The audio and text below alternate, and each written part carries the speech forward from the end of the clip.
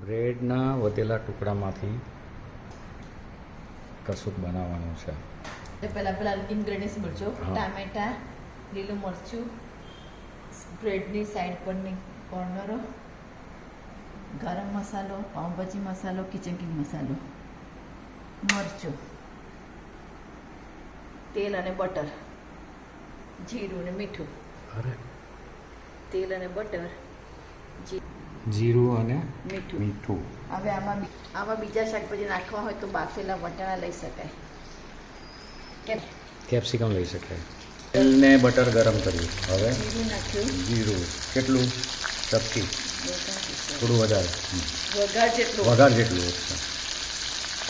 જીરું પકડે એટલે એમાં ટામેટા, મરચાં, બાફેલા વટાણા અને કેપ્સિકમ હોય તે પણ નાખી દેવા. આ સ્ટેજમાં આ તમને શું લીધું? બટર લીધું કે ઘી? તેલ ને બટર બટર અને મિક્સ. તેલ મિક્સ. તેલ બટર મિક્સ કરશે. એમાં જીરું નાખ્યું, ટામેટા, લીલા મરચાં નાખ્યા.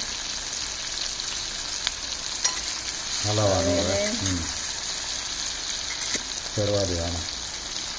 પૂરી નાખવાની. ક્રમ્સને સાઈડને થોડી તોડવાની, નાની કરી દેવાની બ્રેડની એટલે સાઈડ. હલાવતા ફાવે. એટલે હલાવતા પાડે લાંબે ના રહે બહુ. ચડવા એટલે શું નાખ્યું? મરચું મરચું. નાખવાનું. માપ ધાણા અનુસાર. જેવું થોડું કટ નાખવાનું. જરાક જ. પછી એમાં પાઉંભાજી મસાલો નાખવાનો. એ પણ થોડો.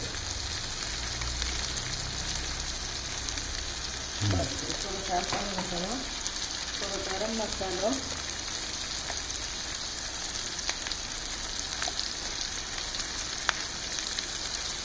કિચન કિંગ મસાલો ઓકે.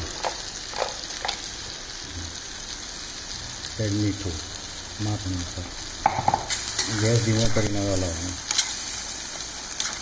એટલે આ થઈ ગયું બેઝ ને. આ બેઝ થઈ ગયો. હવે ચડી જ ગયા છે એટલે આમાં બ્રેડ નાખી દેવાના. બ્રેડના સાઈડ સાઈડમાં ચિકન લઈ દેવાનું. અને હલાવવાનું હવે સરસ. અને ઉપરથી લીલા ધાણા અને બટર સેજ નાખવું હોય તો ના નાખો કંઈ નહીં. બધું હલાવી દીધું અને બરાબર મિક્સ કરી દીધું. હવે ઉપર લીલા ધાણા નાખવાના. લીલા ધાણા બરાબર મિક્સ થઈ જાય પછી નાખવાના. થોડું તેલ કે બટર પછી નાખવાનું. બટર લે છે કેવા પૂરતું બટર નાખી અને પછી એને પાછું થોડું મિક્સ કરી દેવાનું. એટલે સરખું જરા થઈ જાય. ગેસ બંધ કરી દેવાનો. ગેસ બંધ કરવાનો પછી મિક્સ કરવાનું ચાલુ રાખવાનું. અગર મિક્સ ના થાય તો પહેલેથી થોડા બ્રેડના પૂંછડાને ઝીણા કરી નાખવા. નાના નાના કાપીને પછી નાખે તો વધારે સારું લાગે.